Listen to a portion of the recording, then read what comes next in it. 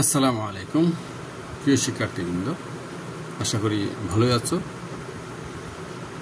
তোমাদের জন্য আজ নিয়ে এসেছি আয়নি যৌগের ক্যালাস গঠন করে কেন এবং আয়নি যৌগের গলনাঙ্ক বা স্ফুটনাঙ্ক বেশি হয় কেন, এই বিষয়টি নিয়ে আজকে তোমাদের সামনে আলোচনা করব খুব সংক্ষিপ্ত পরিসরে এবং উদাহরণ সহকারে।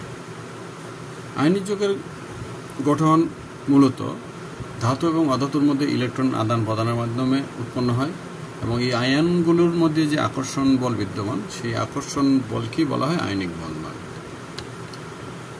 তাই আয়নি যৌগের গঠন লক্ষ্য করলে দেখা যায় যে প্রতিটি ধনাত্মক আয়ন চতুর্পাশে 6টি ঋণাত্মক আয়ন দ্বারা এবং প্রতিটি ঋণাত্মক আয়ন চতুর্পাশে 6টি ধনাত্মক আয়ন দ্বারা ত্রিমাত্রিকভাবে পরিবেষ্টিত থাকে।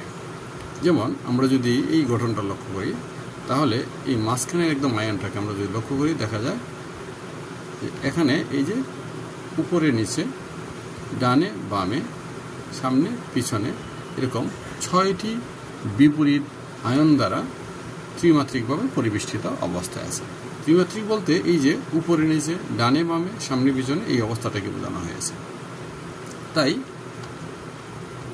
আয়নিক যৌগে একটি ত্রিমাত্রিক গঠন লাভ করে। আয়নিক যৌগের এই যে ত্রিমাত্রিক গঠন, এই গঠনটাকে বলা হয় ল্যাটিস বা ক্রিস্টাল বা ক্যালাস। এই ক্যালাস হতে একটি আয়নকে বিচ্ছিন্ন করতে হলে অনেকগুলো আয়নের আকর্ষণকে ভাঙতে হয়, যে কারণে অনেক বেশি শক্তির প্রয়োজন হয়। এই জন্যই আয়নি যৌগের গলনাঙ্ক স্ফুটনাঙ্ক অনেক বেশি হয়। উদাহরণস্বরূপ আমরা যদি এই যে একটা স্ট্রাকচার আছে, এটা হচ্ছে মূলত সোডিয়াম ক্লোরাইডের স্ট্রাকচার। দেখো এখানে প্রতিটি ধনাত্মক আয়ন চতুর্পাশে 6টি বিপরীত ঋণাত্মক আয়ন দ্বারা পরিবেষ্টিত এবং প্রতিটি ঋণাত্মক আয়ন চতুর্পাশে 6টি ধনাত্মক আয়ন দ্বারা পরিবেষ্টিত অবস্থায় আছে। এই যে খেয়াল করে দেখো, তার মানে হচ্ছে এখান থেকে যে কোনো একটা আয়নকে যদি আমি বিচ্ছিন্ন করতে চাই, তাহলে 6টি বিপরীত আয়নের আকর্ষণকে ভাঙতে হয়।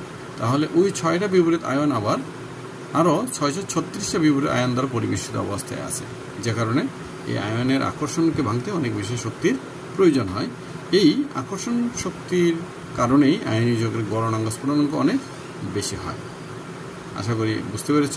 ঠিক একই রকমভাবে calcium chloride, magnesium chloride, potassium chloride কিংবা অ্যালুমিনিয়াম অক্সাইড ইত্যাদি যৌগের অর্থাৎ আয়নিক যৌগের গলনাঙ্ক স্ফুটনাঙ্ক অনেক বেশি হয়।